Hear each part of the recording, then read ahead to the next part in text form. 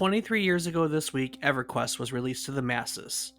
Taking its cue from earlier text-based role-playing games, it sought to bring massively multiplayer online role-playing games into the mainstream. And boy, did it. At its peak, Everquest had over 500,000 subscribers, and while that might be nothing these days, at the time, it was record-breaking.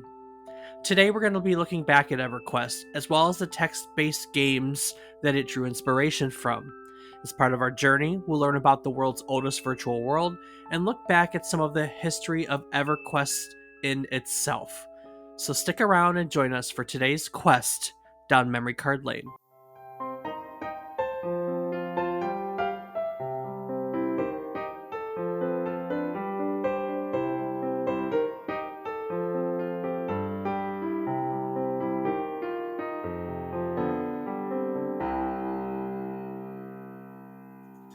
Good morning, good afternoon, and good evening. I hope these words find you well. Hello and welcome to the 81st episode of our Video Game Nostalgia Podcast, A Trip Down Memory Card Lane. Each week we take a look back at one game relevant to the current week in gaming history, and we talk about it. While doing so, we hope to teach you something new about the game, what it took from the world as its inspiration, or what it gave back to the world as its legacy. This week, we're looking back at EverQuest, the OG 3D MMORPG, released to the world on March 16th, 1999. I'm David Casson, and as always, I'm joined by my co-host who played in the mud before it was cool, my brother, Rob Casson. Rob, what's it like getting muddy with others? Well, it doesn't leave a nice looking floor when it's done, I'll tell you that.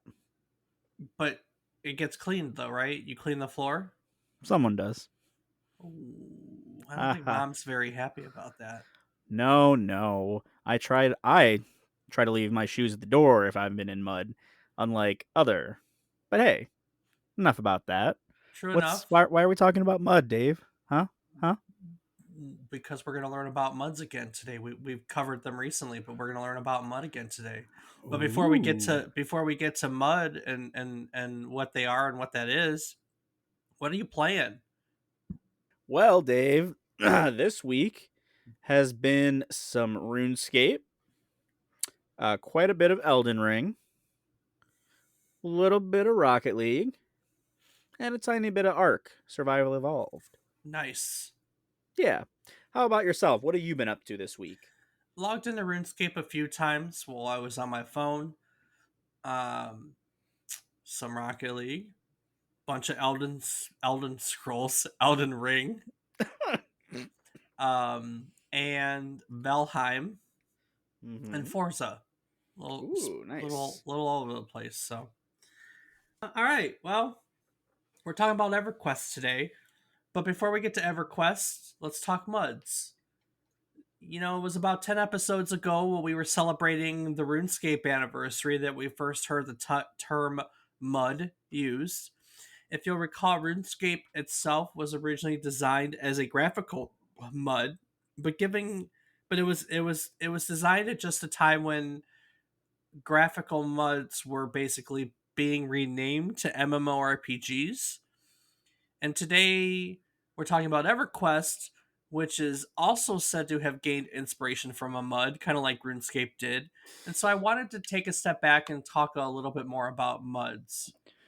Well, Dave, to start off, what's a mud? So the very first mud was created in 1978, and it was hosted on the early network machines to PDP-10s at the University of Essex. And mud is the abbreviation of multi-user dungeon. Oh.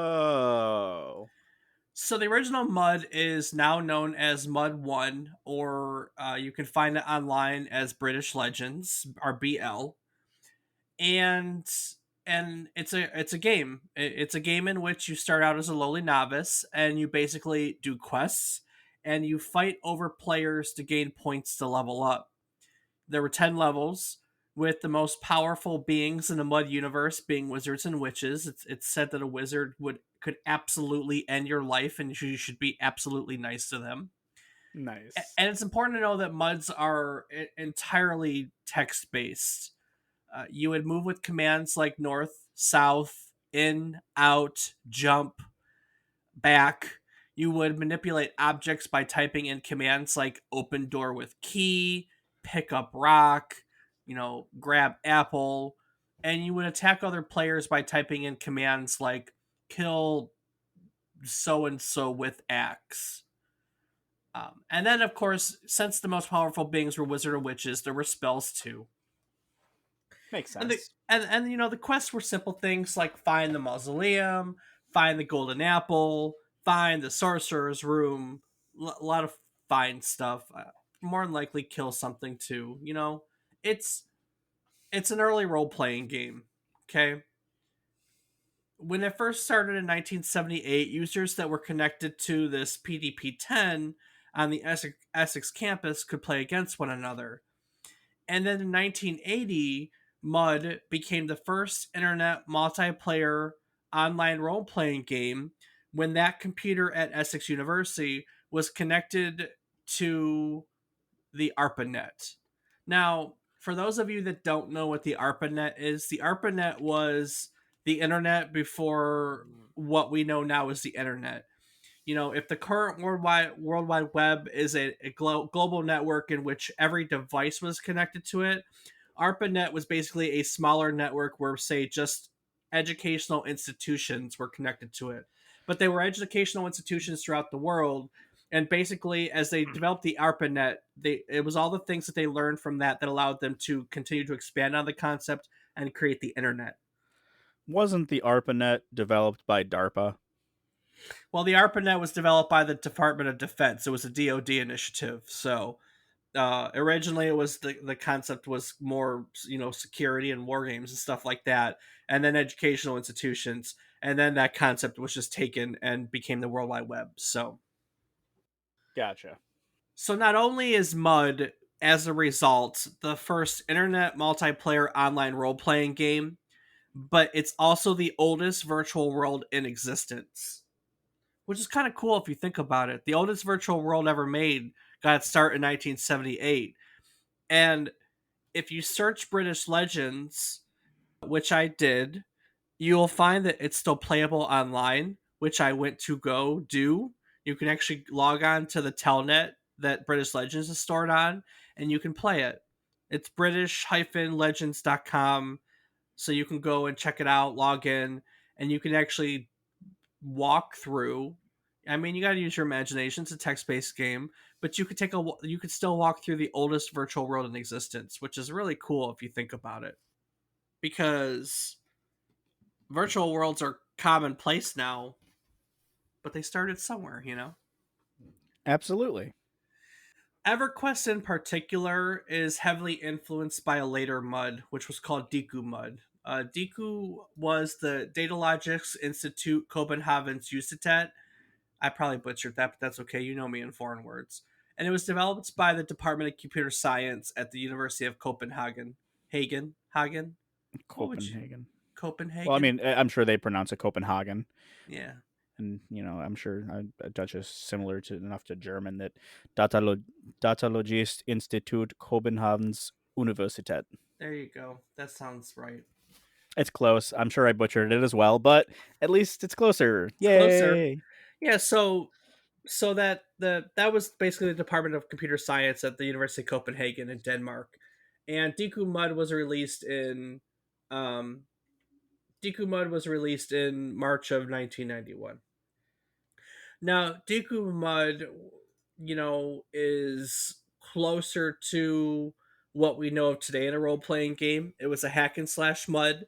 Its gameplay was very similar to Dungeons and Dragons. It was made freely available online, so it was one of the first multi user games to become popular as freeware online. And it was really wildly popular. It was played all over the place, and as a result, you can really see the concepts, the gameplay, the systems, everything like that. You can see Deku Mud in a lot of your early MMORPGs, not just early. I mean, Ultima Online gained inspiration from Deku Mud. World of Warcraft, which is still played to this day, got its inspiration from Deku Mud. And of course, there's the topic for today's episode, EverQuest, which also is said to have gained inspiration from Deku Mud. So, there's another one. Again, you could go online, Google it. You can still play it, and you can kind of see where a lot of your earlier RPGs, I guess both single player, because the type of gameplay that it is, was single player, and then it became MMORPGs. But you could see a lot of early traditional RPG systems that we still use to this day. You can find a Deku, which is available online along with Mud One. And it's called Mud 1 because there are later variations of it, like Mud 2, that were slightly different, that they distinguish between each other that way. But there you go. Now, if you ever get that question, what's the oldest virtual world in existence? You could say it's Mud, which is the multi-user dungeon.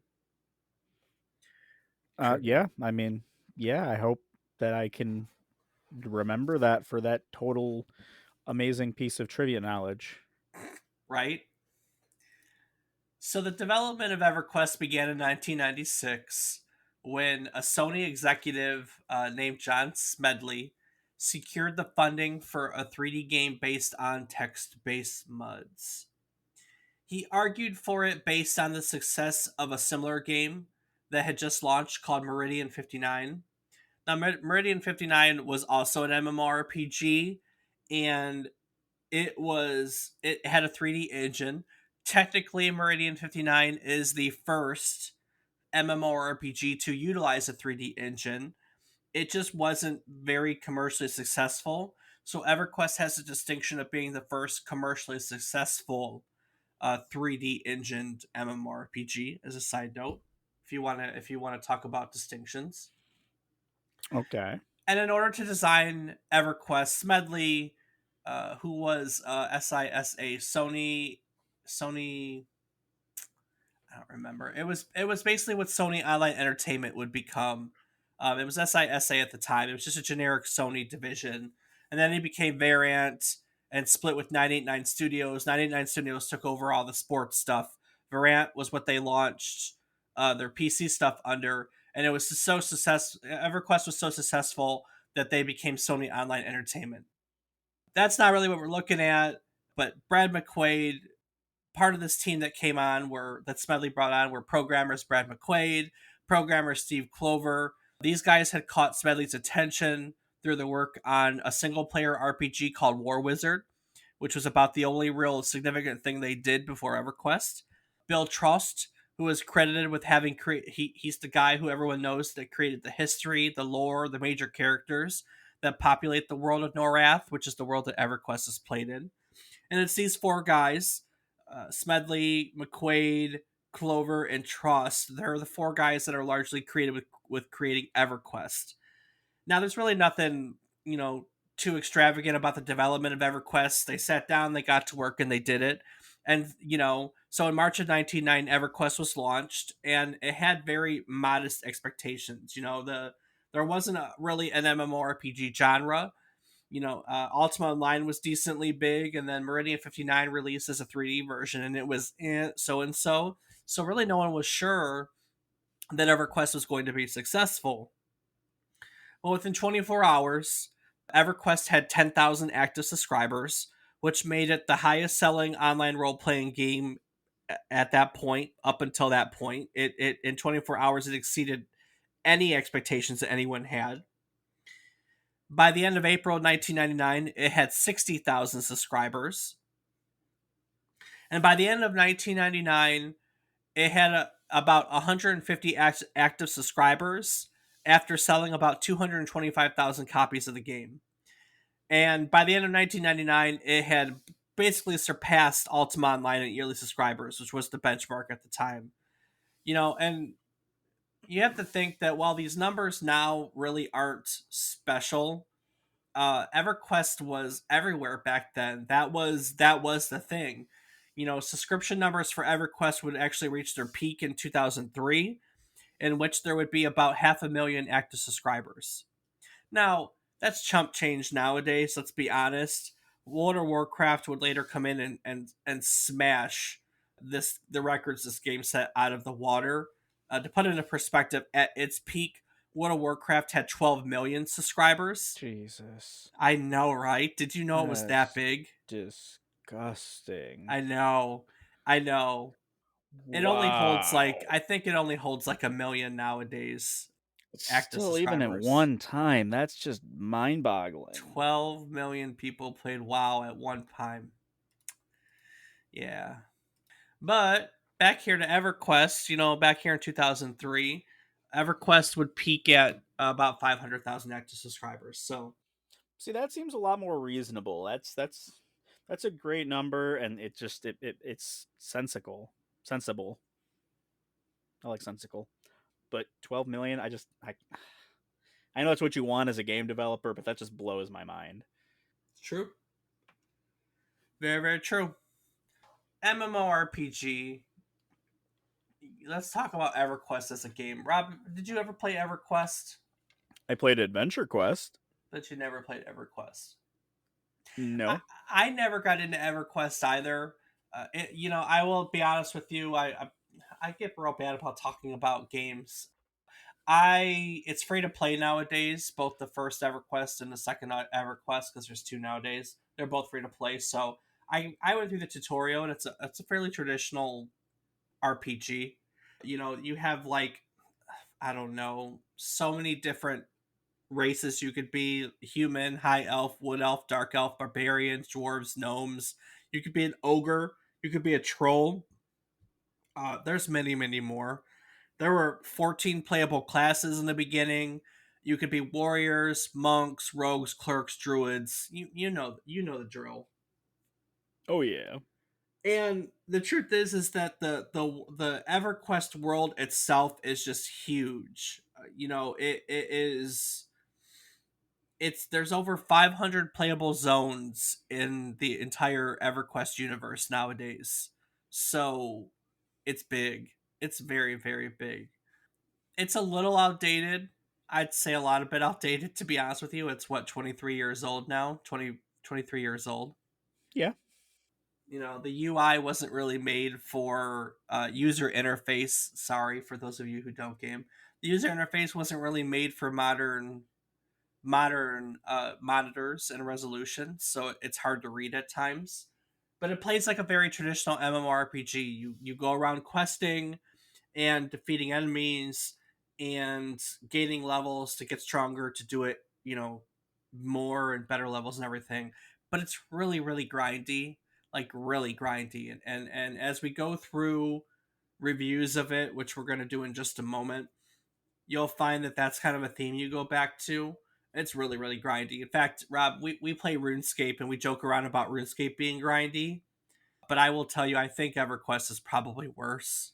Oh my goodness, Yeah, really? yeah, I think Evercrest is basically worse. It's so one thing in particular is that death in EverQuest is very meaningful. Like you lose gear and you lose up to 10% of your XP. And so like when you die, like depending on what level you're at, like where I'm playing through the tutorial, it's not much. But I can see, and people complain that as you get up there, like losing that much XP could mean losing a week or longer of game time, in terms of the amount of experience you can lose. And so like it's just grindy.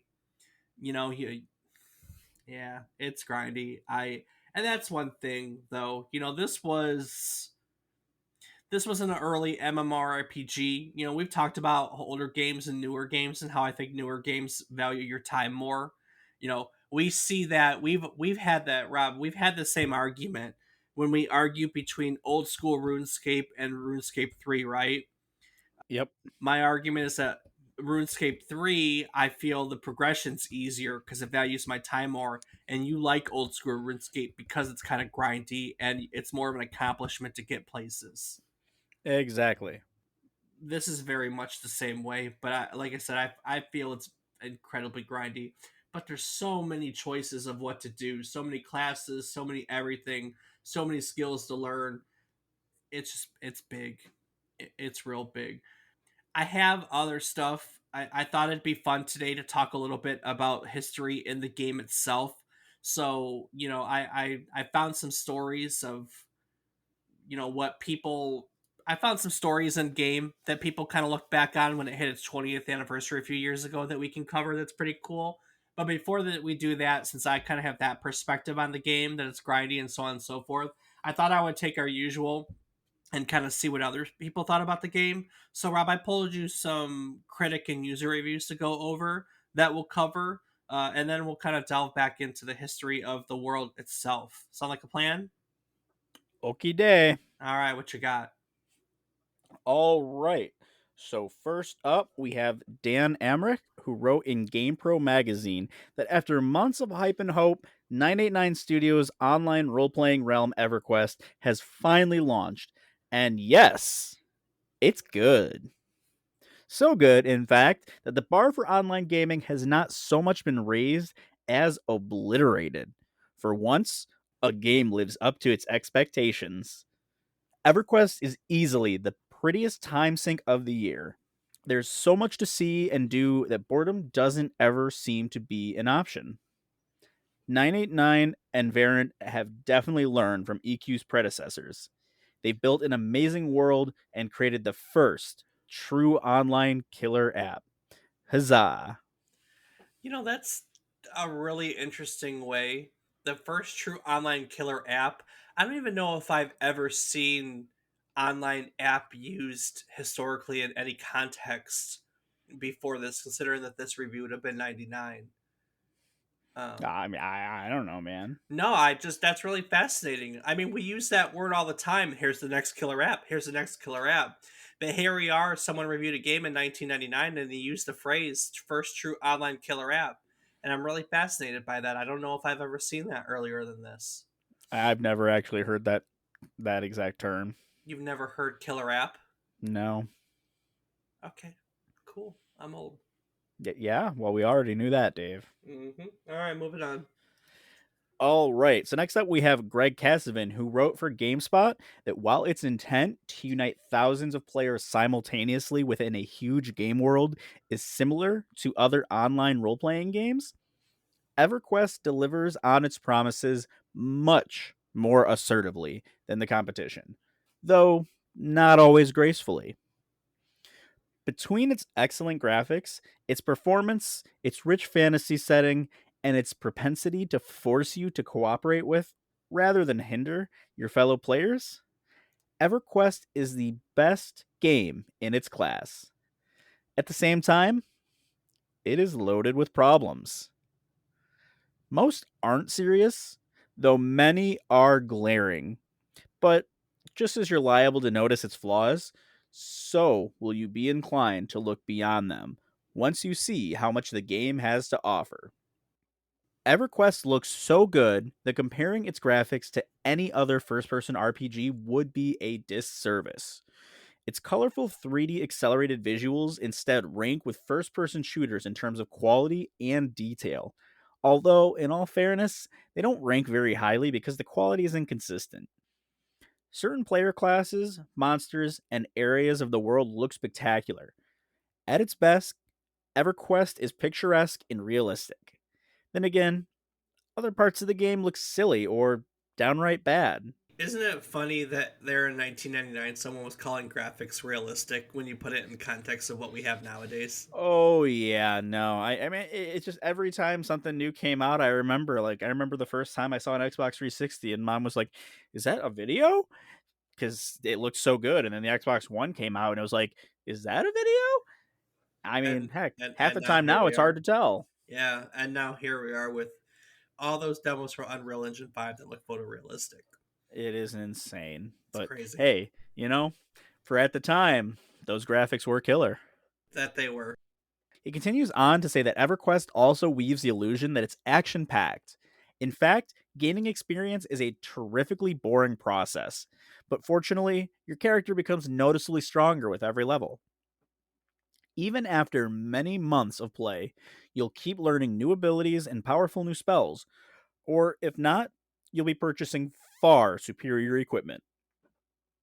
Safe to say that if you're looking to spend a great deal of time with a game, you'll be hard pressed to find a worthier suitor than EverQuest. Then again, If you're picky about details, EverQuest may not be for you. There's no denying that the game is very rough around the edges, and you'll know it from the moment you start the game and must sift through its lackluster menus. The actual interface isn't much better. The manual is even worse. The game is loaded with hilariously bad textual errors, and all in all, it's guaranteed to frustrate you regularly. Luckily, EverQuest offers a one step solution to almost everything wrong with it. You need but find yourself a good group of friends to make your problems go away. Exploring the land, hunting monsters, fleeing from certain death. All these things are incredibly fun in EverQuest so long as someone else is along for the ride. Although it might have been better in almost every respect, it is, like any good online RPG, a work in progress. And there's no question that it's the best game of its kind. I think the same can be said for a lot of games, right? And even more so nowadays since social gaming is such a thing. Yeah, no, absolutely. All right, well, that was the critic reviews, but I pulled some user reviews too so we could see what regular down to earth gamers thought of the game at the time. So, Rob, what do we got there? Well, Dave, first we have Bastion from Moby Games, who called EverQuest an amazing experience, but only an okay game. They said that when I first encountered Norath at the name. Sorry. They started out by saying that when they first entered Norath, the name of the land they're in, they were overwhelmed by its scope and immersiveness. The game was awe inspiring. Being in a world with hundreds of other people is like no other experience. You actually build friendships and make enemies. As a game, Bastion doesn't think it's a very good one, but as a gaming experience, it is the best out there, in their opinion. They go on to say that they were in a guild for most of the entire year they played the game and made friends that they actually care about, and some they've met and talked to on the phone. From people from California to Canada to New York to Australia. It's truly amazing in that aspect. The game has set the current standard for the massive multiplayer persistent world, and they believe that it only scratched the surface of what is to come. Continuing on, they say after your character reaches level 20 or so, you will find that you spend more time doing nothing but sitting and resting than actually playing a game. You'll fight one or two creatures, then sit for 3 to 5 minutes to regain health and mana to do it again. It gets extremely repetitive. They even say that they found time to read a book or even play another game on a second computer while waiting to get full health or waiting for the monster they just killed to respawn to kill them again.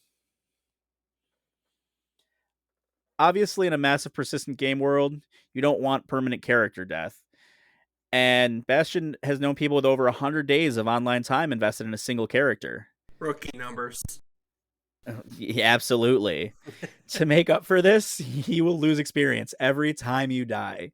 This is the penalty for death, and it truly serves its purpose, as you will do anything not to die, as you can lose 6 to 8 hours of progress in a single death. This can be brutal and very discouraging.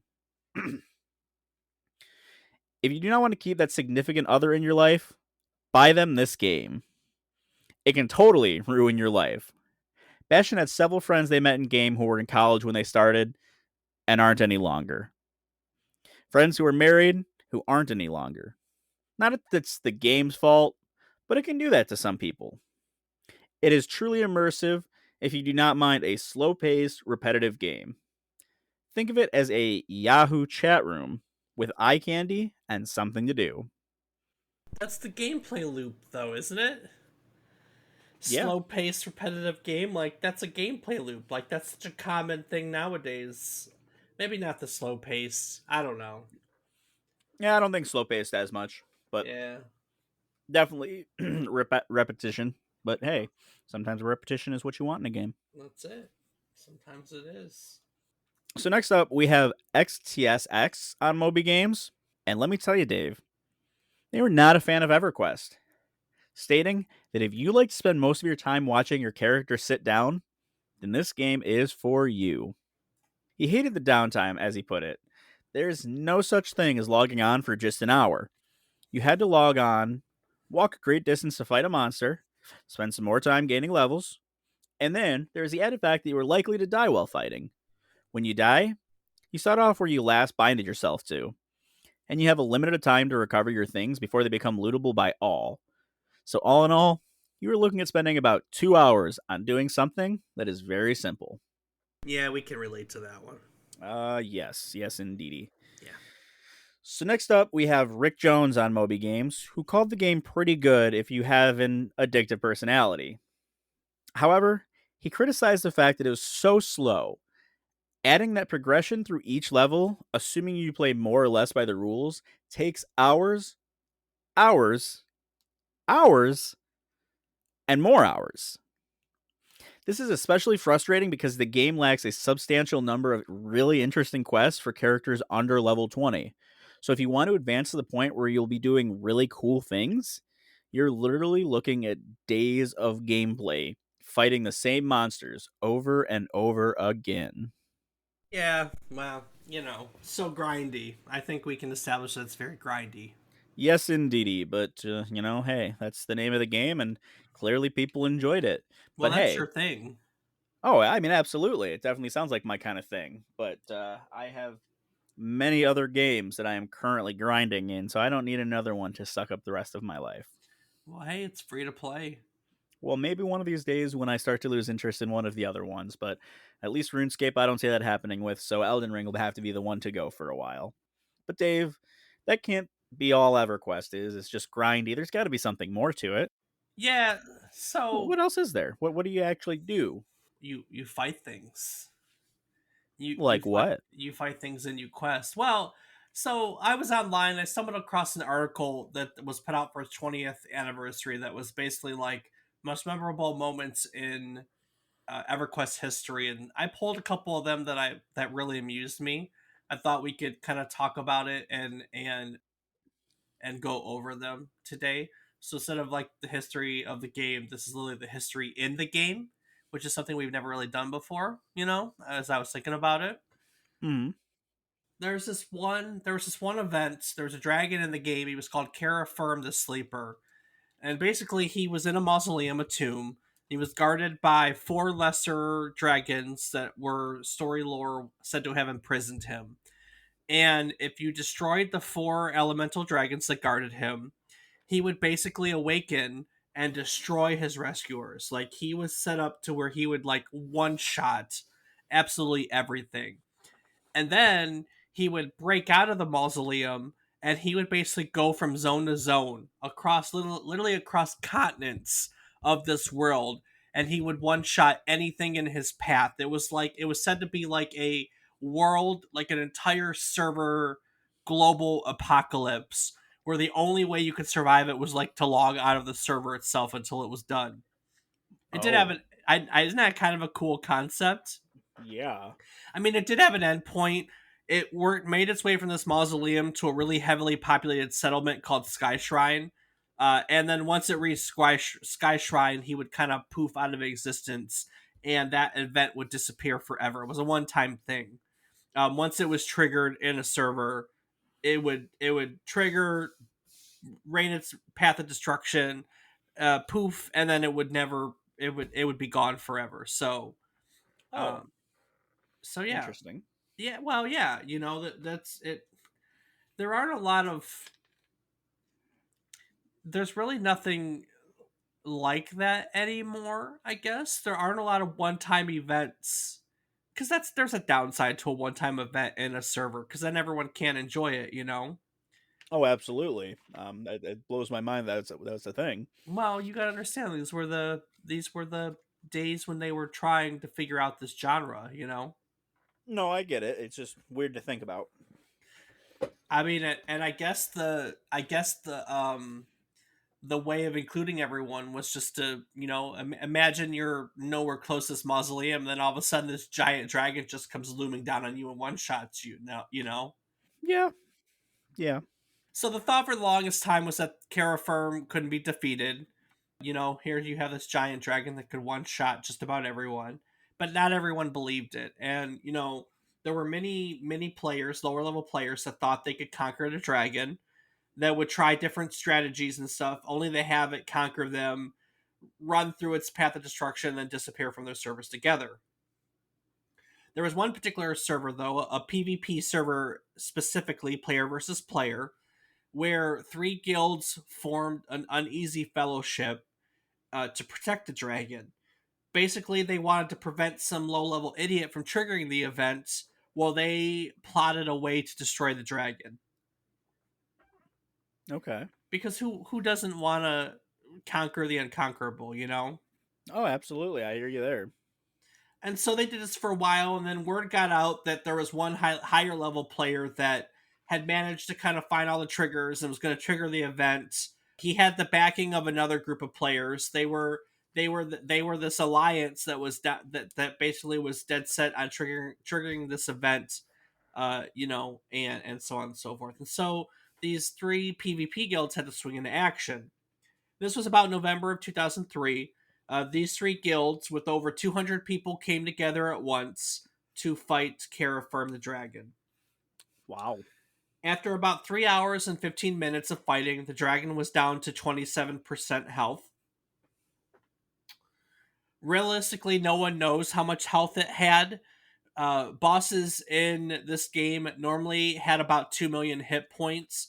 It was Wow. later estimated that they had a range for Terraform. The range was between 100 and 400 million hit points, though the generally Sheep. agreed yeah, the generally agreed upon amount is 250 million. Holy crap, man. What kind of damage do you do in this game? Not enough to matter. That's a great question. His kill attack would hit for like 7,000 points, and that was enough to kill most everyone. Wow. Anyway, so all these people were fighting 3 hours and 15 minutes in, and suddenly the dragon falls to 26% and then just blinks out of existence, just poof, gone. Oh. The GMs, the game masters of that server, they didn't know what the hell to do. And so they just repopulated the server. Soniax kind of claimed that Dragon had glitched out and that his aggro is who the dragon pays attention to, for those of you who don't know. They claimed that the dragon had glitched out and that his aggro had become unfairly locked on an NPC character who couldn't die, which made it an unfair fight. And so they reset the server and the fight. They ended up showering everyone with XP. They resurrected the players that had fallen and lost their gear during the fight, gave them back all their gear, so they reset everything. And then, they brought the lesser dragons and they brought the sleeper back. Not everyone was happy about this. People thought that they did it on purpose, and maybe they did. To this day, there's still a debate about it. Maybe they did it on purpose, maybe they didn't. But they brought Kara Firm back about 24 hours later with a server message that just said happy hunting and a smiley face. Oh, and they removed the offending NPC from the equation. Nice. So They really about four, committed to that. If it was a plant. yep. So about 4 days later, all these guilds came together, all 200 plus people, and they tried again. Except this time, they had a practice run, right? Because the first time they learned what worked and what didn't, they were able to refine their strategy. And so after about 4 hours of fighting, 4 straight hours of fighting, can you imagine I mean, what I I don't. mean?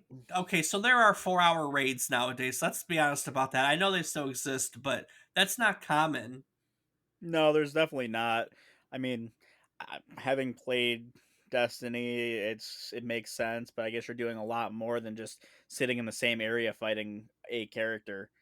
And Yeah, I I haven't mean, done any of that kind of stuff in RuneScape like Jad, so I don't really have that experience for because I know that's at least like a 45 minute to an hour adventure from what I've heard from Nick. So yeah, no, I don't know if I could do the same thing for 4 hours like that. I know. So new strategy, 4 hours of fighting. Someone landed the kill shot. Kara Firm came down, and nothing happened. No loot, Oh, nothing. He died. He did actually have a death animation. No one knows why, but he had a death animation and he blinked out of existence. No death, no rate of destruction, just nothing. All that fighting, all that work for bragging rights, I guess. I, I would be pretty upset about that. Wouldn't you? I mean, if I didn't get anything out of it, I just spent 4 hours. I thought I was gonna get something cool. I mean, kinda, yeah. I could have at least gotten some experience. I know. I know.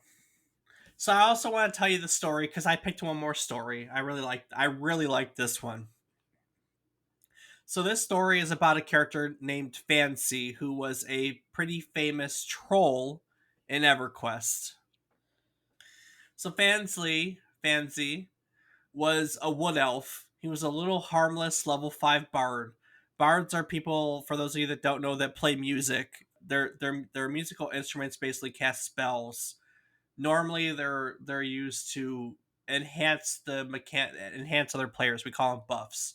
So he plays a little piece of music that could give someone more strength or more health or something like that. Is that right, Rob? Is that fair description of a bard? Yeah, I'd say so. But to call Fancy harmless was a little bit of not giving him enough credit. So Fancy played on a pretty well-known server. It was what's referred to as a no holds barred server. It was like the Thunderdome. I mean, for real, there were barely any rules. It was a PvP server, so anything went. You could kill people.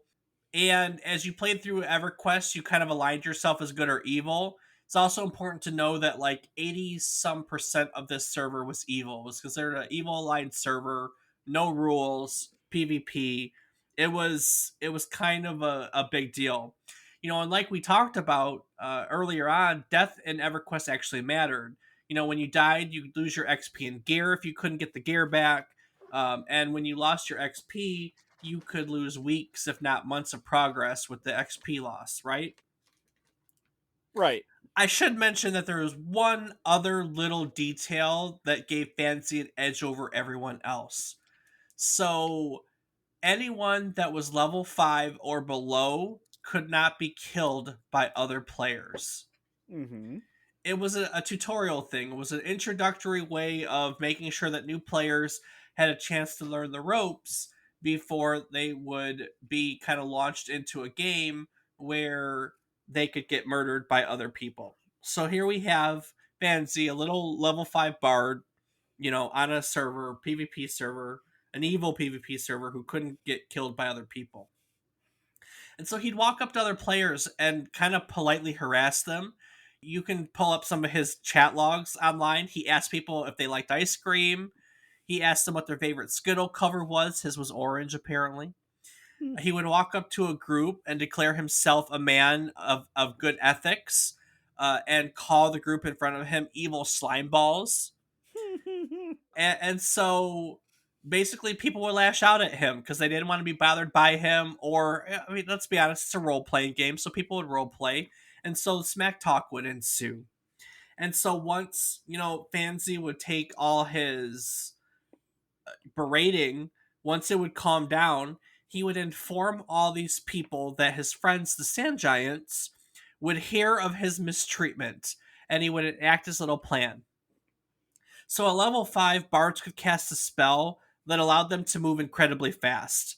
And so Fancy would run into a higher level zone that was populated with sand giants and then aggro all of them, so draw all their attention and hightail it back to where these groups were with a whole train of sand giants in pursuit.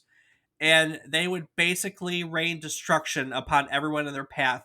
It's said that at time he could get 25 sand giants, Oh my god. and one was likely to cause trouble, but 25 would literally decimate everything in its path. So he would basically cast the spell and let him run past, and then stay out of reach of all these sand giants, but bring them back. And then in pure like 1990 2000 form, when he and the sand giants would come in, Fancy would he had his catchphrase, typical 2000s catchphrases that he would utter, like "Got to catch them all" or "You've got mail." That's Um, incredible. I mean, he's like the troll of trolls, man. Oh my god, that's great. Over the 4 days that he got away with this, to begin with, his giants would murder about 400 players on this server. And so, I mean, you murder 400 players on a server, which was, a quarter, at least a quarter of the server. people begin to revolt. I mean, realistically, there was nothing they could do. He was level 5, no one could touch him, so they couldn't attack him. At first, the game masters played along, they thought it was funny, and then as more and more people got angry about it, they kind of had to step in. And so they reacted. In order to prevent a whole bunch of copycats, immunity for players under level 6 in these mid to high level adventure zones was removed. So they basically created tutorial zones that the rules still applied, but here in these high level zones, it was gone.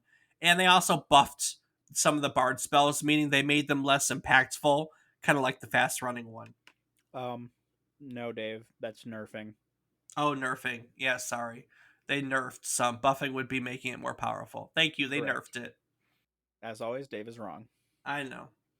But yeah, so Fancy for a while was popular. Sony liked him. Eventually, apparently, he got to tour the office and people took pictures of him in real life. So they Wow. were a fan, but you can't get away with those shenanigans for too long, you know.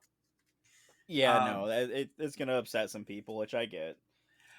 that wasn't the only thing he did. I mean, he trolled in other ways. He evolved as time went on. You know, at one point, he lured greedy players. He lured them into a lockable vault by laying down a trail of coins into it. And when they went into the vault, he would lock it behind them so they were stuck. And then there was another time he was found charming priest NPCs to slay players that would come into this village. Wow. He had fun. He had a lot of fun. Yeah, I'll say definitely. I'm sure other people weren't having fun with him, but he had some fun. I know. So I mean, EverQuest has a pretty good history. You know, in 2004 they released EverQuest 2. Admittedly, I don't think EverQuest 2 was ever quite as popular as the original one, and even to this day, the first EverQuest more has a larger subscription base. In fact, at the end of 2020, the last time I saw numbers posted, there were still estimated to be about 82,000 active monthly players playing EverQuest. That's a pretty impressive number still. I agree. I mean, It especially really considering is. if the peak was 500. I mean, Yeah. that's peak.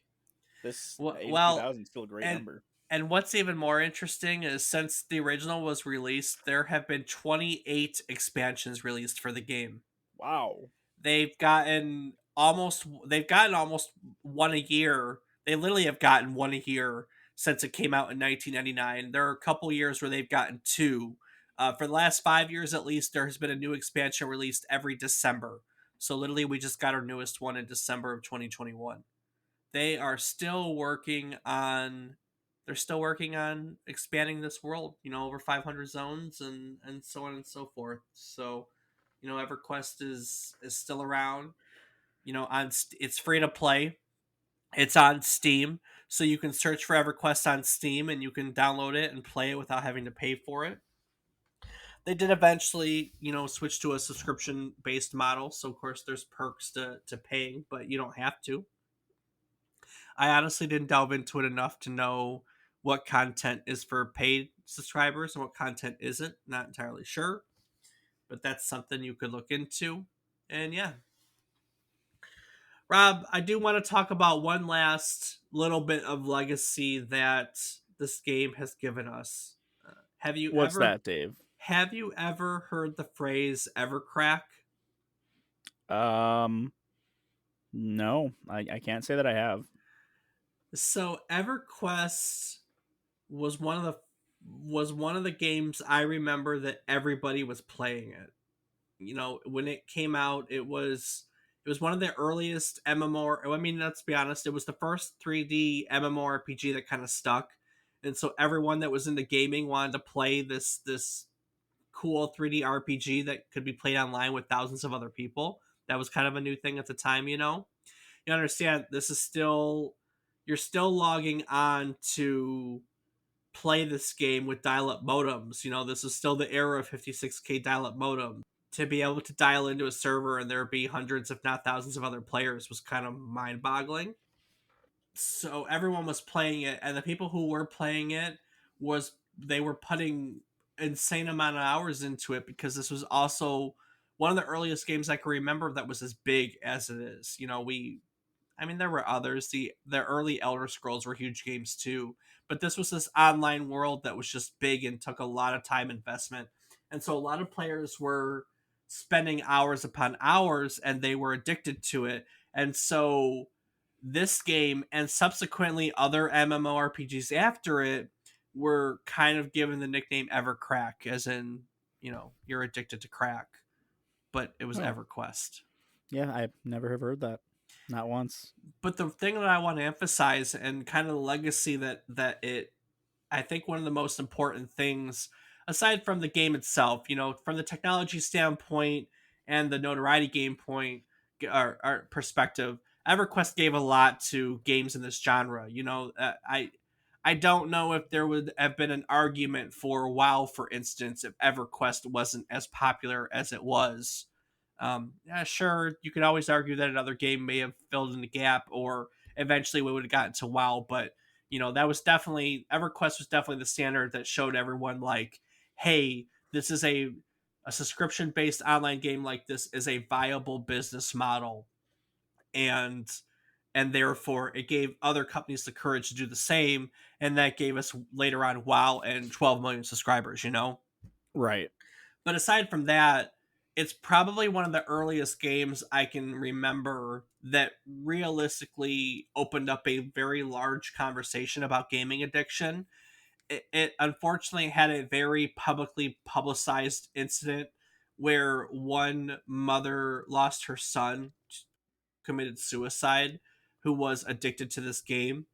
In fact, she started. There's actually an organization for online gaming anonymous, kind of like Alcoholics Anonymous, like AA.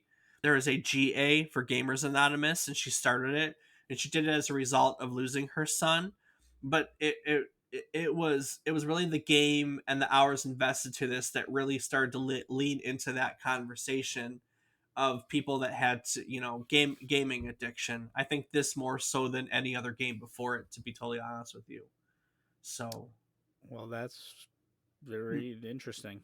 well, it's not the nicest legacy, but it's a legacy. Evercrack is a legacy. Yeah, that it is. And I mean, I never got into MMOs. I mean, that's not entirely true. Now we play RuneScape, and at one point I played WoW for 3 or 4, maybe 6 months. I don't know. Part of a year I played WoW. So I mean, I later did, but here at this point, I never did the early ones. I never did the Ultima Lines or the EverQuest or EverQuest 2, or I could name a few others, but I never really did them back then. So it was kind of a thing that was lost on me. This was what was I into back then? Probably real time strategy, huh? Yeah, probably Command and Conquer. Age of Empires. Oh, Yeah, or that one. I was really big into AoE. I think 99 would have been Age of Kings, the second one. So I was really big into real time strategy games back then. I didn't really do a whole lot of this stuff. But yeah, so Evercrack gaming addiction. Which, in case you're wondering, the ADA or APA, the American Psychology Association, doesn't recognize gaming addiction as an actual disorder, mental disorder at this moment. But the World Health Organization classifies it as a disease, so that's interesting. One of these days, Dave. Much like esports weren't widely accepted, and heck, esports are getting pretty popular now. Well, they Esport, have been for quite some time. yeah, esports are really a thing. But yeah, so Evercrack, and it gave to the genre. So there's a whole bunch of things. So, well, Rob, any questions or something about EverQuest that you want to know? You gave a lot of information, Dave. I'm just blown away. I did not know much about this game, and it's way more than I had taken on. I had no idea. There was a lot. I know. I'm almost curious. We play a lot of RuneScape and it's really grindy. And after digging into this, I'm almost really curious to go into EverQuest to see how it compares. I That's think what I'm saying. I just don't want to lose the rest of my free time. I already have so little with all the other games I play. I would say free time, I know, but I feel like but if I start playing that, it's gonna take all my time. it's so interesting. All this old stuff is online. The muds are online. The first MMORPG based in 3D, Meridian 59. It's a free play game online too. It's so easy to go back and actually like take a part in gaming history at little to no cost. It's like these are kind of like having virtual museums that you could go and go back to these worlds that were once populated by thousands of people that are almost ghost towns nowadays, you know? I Yeah, don't know. no, It's that's just very true. it's really fascinating. It is. No, I mean the fact that those are still all active is incredible to know. I mean, I never would have guessed. Yeah.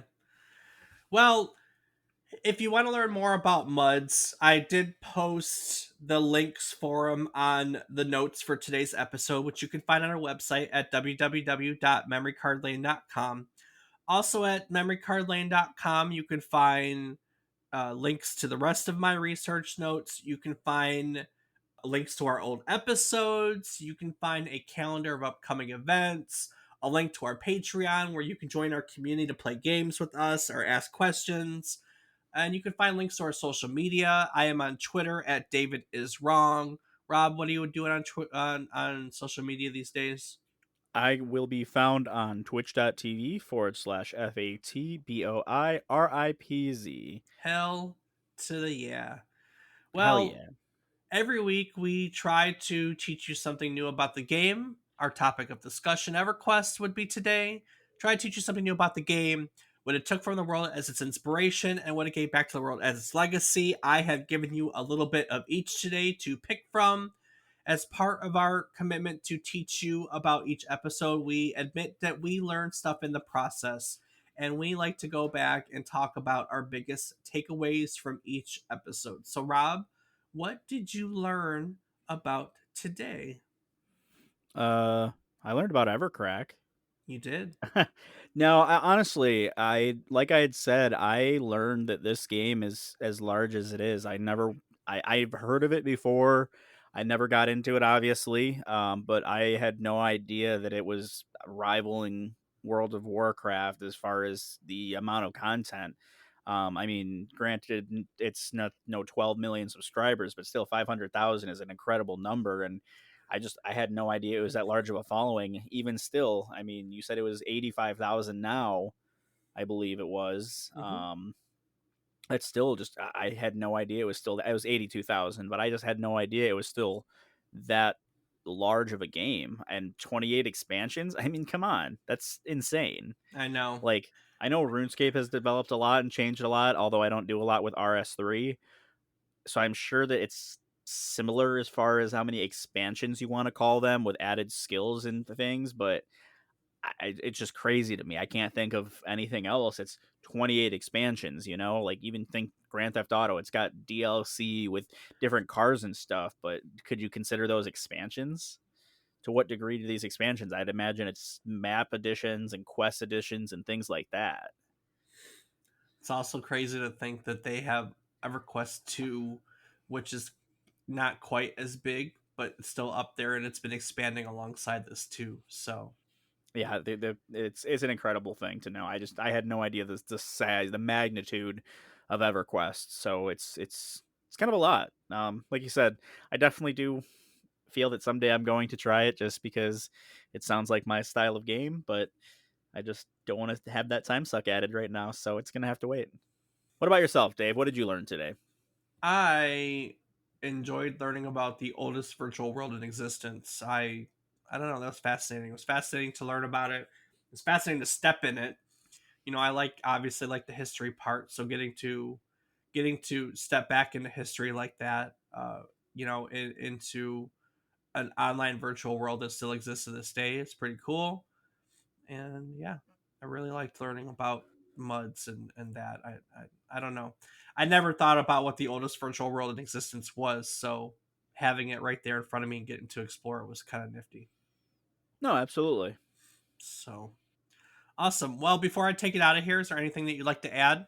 As always, I just want to take one quick moment to say thank you to all of our listeners. Hopefully, you aren't getting sick of us. And if you are, suck it. You're still here listening to us. So, you did this to yourself. But thank you for doing so. Right, Dave? Right, Rob. Right on. Thanks for being cool, guys. Yeah. Oh man. All right, well, next week we're going to be look at the first installment in a franchise that's still quite popular this day. It was the first game to use Crytek's Cry engine. It was designed as an open-ended first-person shooter where players could really freely explore the game world, which was kind of something new. And it was something that was constantly the Cry engine was basically designed to constantly push the I don't know, kind of push the Envelope. envelope. Thank you. Push the envelope on game engines for sure.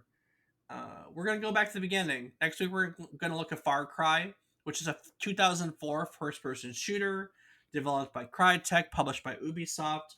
I'm a big Far Cry fan. I've played each installment as we go through, so I'm really looking forward to it. I'm excited to go back to the beginning. You can still find Far Cry Classic on the PlayStation 3, Xbox 360. If you guys want to play it and talk about it and join us, be my guest. So join us again next week as we take an instinctual trip down memory card lane. Do the thing. Do up and do. Yeah. Yeah.